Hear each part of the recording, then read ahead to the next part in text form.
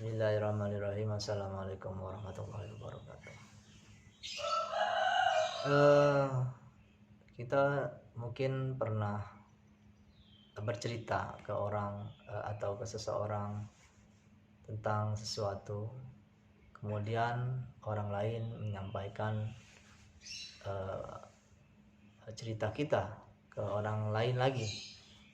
Nah, kemungkinan cerita yang kita ceritakan mungkin akan ada kekurangan atau juga ada penambahan dalam cerita kita, baik itu secara komposisi kata-kata ataupun secara makna dari kata-kata atau maksud dari kita. Nah, dalam sebuah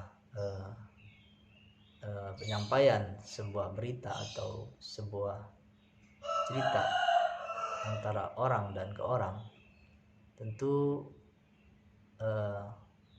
kadang ada sebuah penyampaian kembali yang kurang atau juga sedikit berbeda dari apa yang pertama kali disampaikan. Ataupun jika kita melihat sesuatu dan kita menyampaikannya mungkin lewat mulut ke mulut, tentu mungkin akan ada perubahan atau perbedaan dalam sebuah makna dari sebuah perkataan dalam maksud tertentu itu. Bisa dibilang itu miskomunikasi. Namun di era modern kita sudah menemukan adanya video dan juga rekaman-rekaman yang merekam semua keadaan, yaitu seperti CCTV dan juga membuat video dengan handphone tentunya. Nah, kita sudah menemukan sebuah racikan dalam teknologi bagaimana kita bisa merekam sesuatu berdasarkan objektivitas yang benar dan tanpa harus kita bicara. Namun walaupun begitu bukan berarti pembicaraan tidak menjadi rujukan bagi setiap orang untuk mendapatkan sebuah informasi yang lebih disukai. Buktinya kita mendapati bahwa banyak sekali orang lebih tertarik dengan bicara saling bicara satu sama lain ketimbang harus melihat hanya video-video di yang sudah beredar di era kita ini. Nah, inti dari sebuah cerita saya bahwa miskomunikasi bisa saja terjadi dalam sebuah informasi di mana kita saling berbagi, baik informasi diri kita sendiri ataupun informasi orang lain. Namun perlu kita ingat bahwa dalam kita bersama orang-orang dalam sebuah perkumpulan, tentu kita akan berbagi sebuah pembicaraan yang menurut kita layak untuk kita bicarakan satu sama lain. Nah, informasi yang kita bicarakan terkadang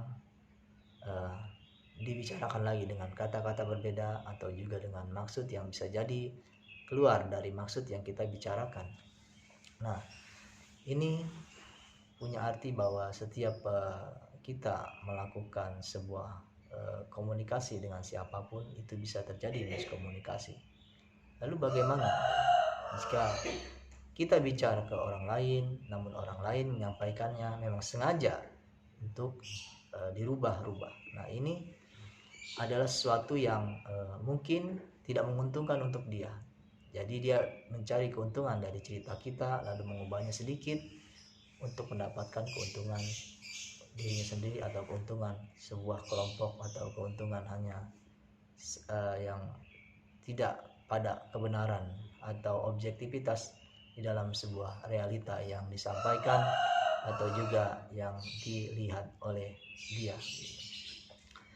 Nah, ini adalah sebuah yang sebenarnya banyak terjadi di masyarakat dan di kita, bahwa pembicaraan kadang berubah menjadi sesuatu pembicaraan yang dibilang berkembang juga tidak ya, artinya tidak objektivitas, artinya keluar dari yang sebenarnya.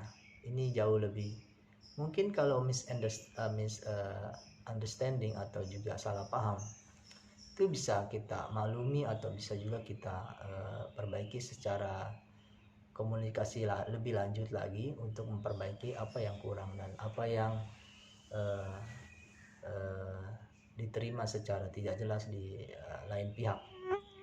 Namun bagaimana jika itu memang sengaja dan dibuat berubah? Tentu kita tahu bahwa itu akan merusak sebuah reputasi atau sebuah kebenaran atau sebuah nama baik orang lain, atau juga bisa juga berhubungan dengan sebuah ilmu pengetahuan yang akhirnya berubah pada sebuah kepentingan pribadi atau juga kepentingan sebuah kelompok yang ujungnya bisa jadi kepentingan urusan dunia atau urusan yang menurut dia lebih penting ketimbang melihat sebuah realita dan objektivitas. Kita tahu bahwa sebuah realita dan juga objektivitas itu berasal dari Tuhan. Ketika kita menerima kebenaran, tentu kita bisa berarti menerima kehendak Tuhan. Berarti menerima kehendak Tuhan berarti menerima kehendak Allah. Menerima kehendak Allah maksud saya adalah kita juga berarti menerima Allah sebagai Tuhan kita, bahwa ciptaannya adalah yang terbaik dari apa yang kita inginkan. Ketika kita merubah sebuah realita atau objektivitas, maka sebenarnya kita tidak menerima realita yang diberikan Tuhan atau takdir yang diberikan Tuhan, bahwa inilah kehendak terbaik dan ciptaan yang terbaik. Nah, untuk itu saya akan bercerita sebuah cerita yang saya berusaha untuk mudah-mudahan cerita ini nanti saya akan bahasnya di mungkin segmen selanjutnya atau video selanjutnya. Namun untuk saat ini saya sudahi saja. Insya Allah ke depan saya akan bercerita sesuatu yang berhubungan dengan sebuah cerita, dan cerita ini mungkin sering diputar di TV, tapi saya akan menggunakan perspektif yang berbeda dalam menyampaikan cerita ini, yaitu dengan perspektif Islami. Yang kita bahas nanti adalah Monkey King, atau juga cerita dari Kera Sakti ya. Ya, ini bukan bahas sebuah film, tapi bahas tentang bagaimana perspektif saya dalam memahami cerita Kera Sakti